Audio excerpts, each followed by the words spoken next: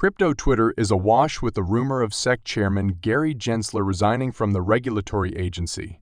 Pro-XRP attorney John Deaton commented on the rumors, saying a Gensler resignation. John Deaton, an attorney who advocates for XRP, has claimed that the United States Securities and Exchange Commission's SEC recent actions against the cryptocurrency industry are motivated by a desire to protect corporate capitalism rather than investors.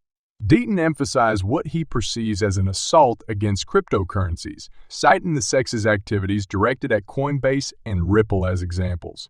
He said in his speech that his talk covered a wide range of topics, including the SEC's approach to cryptocurrency regulation and its stance on retail investors in the Ripple case, as well as the accredited investor requirements.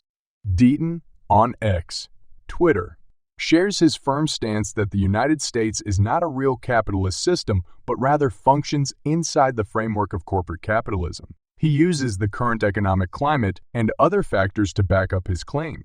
I've been stating for years that we don't live in a truly capitalism society, and I stand by that statement.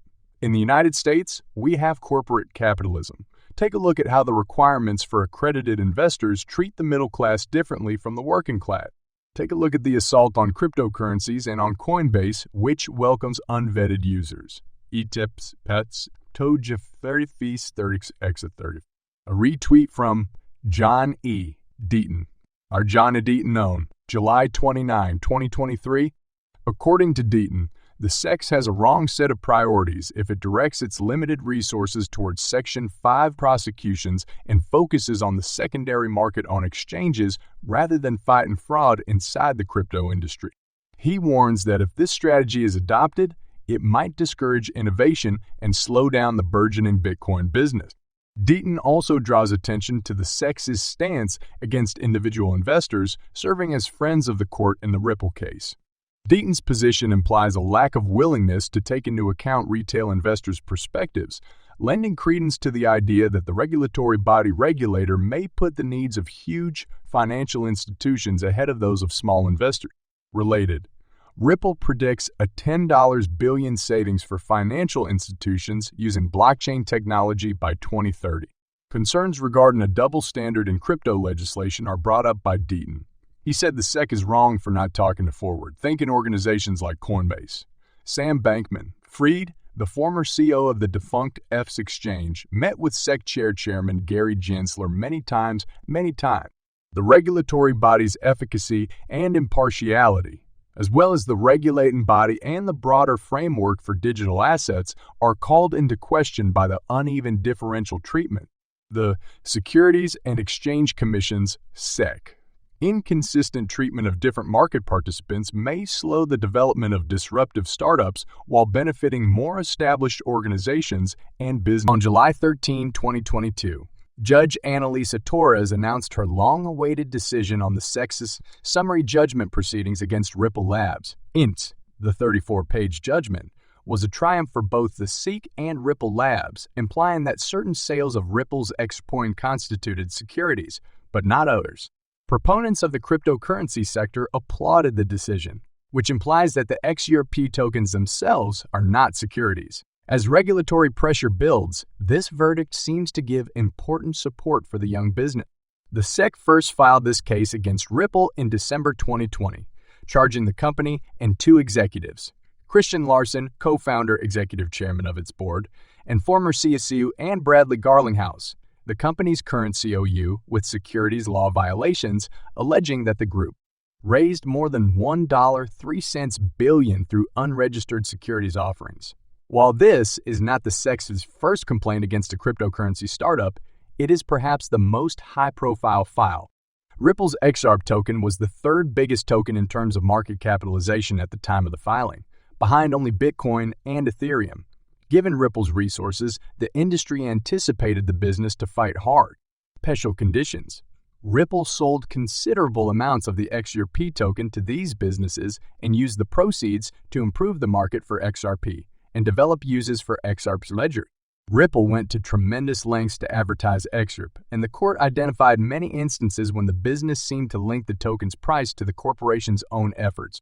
Furthermore, the judge relied on terms in the sale agreements to back up her findings. noting that the buyers agreed to lock up provisions and implying that they could not have reasonably expected to be purchasing these tokens for use as currency or other consumptive use, Ripple suggested. Rather, the judge believed that these parties understood the sale of XRP as an investment in Ripple's efforts. The judge looked readily persuaded that the institutional sales satisfied all four prongs of the Howey test, that the sales formed an unregistered security, and that the sales constituted an unregistered security and found in favor of the SEC's summary judgment request. Judge Torres, on the other side, found in favor of Ripple in the programmatic sales case. Ripple merely sold a part of its XRP holdings in simple bid-ask transactions across a number of exchanges for these sales. Ripple had no idea who the purchasers were, and the buyers had no idea they were buying tokens from Ripple. This information was crucial in the judge's decision. In contrast to the institutional buyers, who were aware that they were purchasing from Ripple and were ultimately investing in Ripple's future efforts, the programmatic buyers were unaware of who the seller was and so could not have been investing directly in Ripple's future endeavors. The judge reasoned that the purchasers may be purchasing the XRP coin for a variety of reasons unrelated to Ripple, including just buying based on general cryptocurrency market dynamics. According to the SEC's own filings, many programmatic buyers were entirely unaware of Ripple's existence. Given the divide, Judge Torres' order implies that the XRP coin is not a security. Following the verdict, the majority of the main cryptocurrency exchanges reintroduced the token for trade on their systems. The United States Securities and Exchange Commission's SEC decision to appeal the Ripple case has many in the crypto world scratching their heads. Nikolash Du, a CoinDesk journalist, gives light on the case's complexity, while Mr.